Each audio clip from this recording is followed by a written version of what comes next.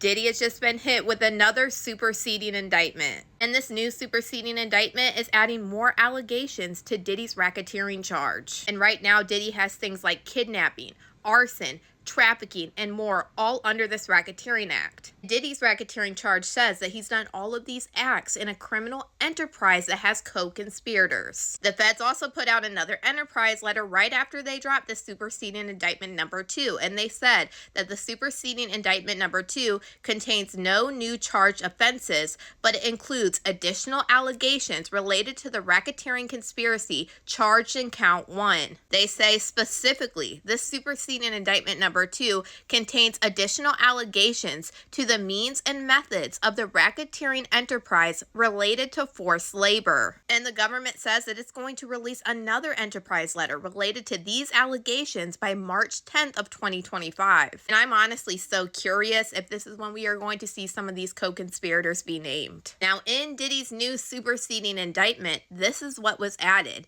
Diddy, along with the members and associates of the enterprise, also maintained control over certain employees of the Combs business, whom he forced to work long hours with little sleep through the use of physical force, psychological harm, financial harm, and reputational harm, and threats of the same. And mind you, it says employees, so that means more than one. And this first part made me think of Dawn Richard. In Dawn Richard's lawsuit, she alleged throughout the productions of Making the Band 3 and 4, Diddy deprived her and Danny Kane bandmates of basic needs and adequate food and sleep. She said upon her information and belief, Diddy would be awake for long periods of time because he was using substances. During this time, Diddy demanded continuous access to Miss Richard and Danny Kane bandmates, often forcing them to record and rehearse for stretches of 36 to 48 hours without breaks. This superseding indictment says Diddy, assisted by the members and associates of the enterprise,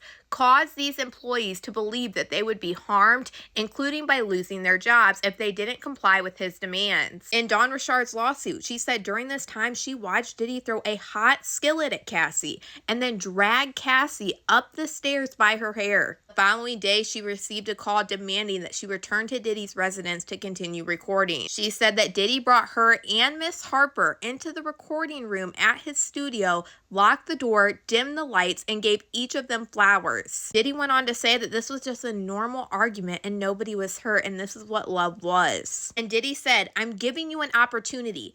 If you want to make it, you'll shut your mouth. If you say anything, there will be consequences."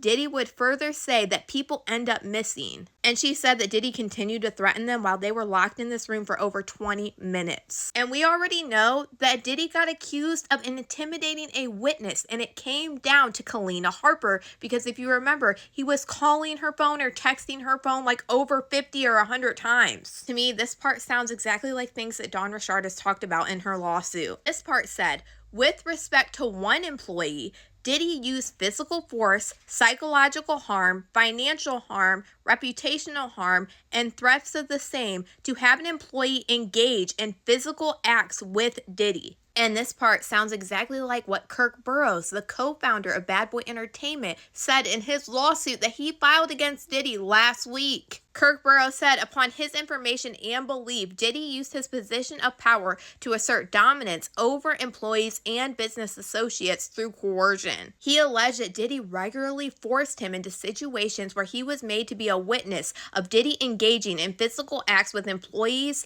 interns, artists, and third parties at Bad Boy Entertainment offices, reinforcing his control through humiliation and intimidation. Kirk Burrow said during a business trip in 1995, Diddy arranged a meeting at his hotel suite, but upon Kirk Burrow's arrival, Diddy had no clothes on and demanded that he watch him pleasure himself. He then alleged in late 1995 at Diddy's Midtown apartment, Diddy physically restrained him, preventing him from leaving by removing his keys, pinning him down onto a bed, and simulating physical relations until he was pleasured. Kirk Burrow said based on his information and belief, Diddy engaged in this behavior to demonstrate his power and ensure that he felt powerless to resist his advances. And then Kirk Burrow alleged alleged, not even a year later, in 1996, Diddy stormed into his office with a baseball bat, accompanied by the lawyer Kenneth Masalis, and gave him an ultimatum to sign over his 25% stake in Bad Boy Entertainment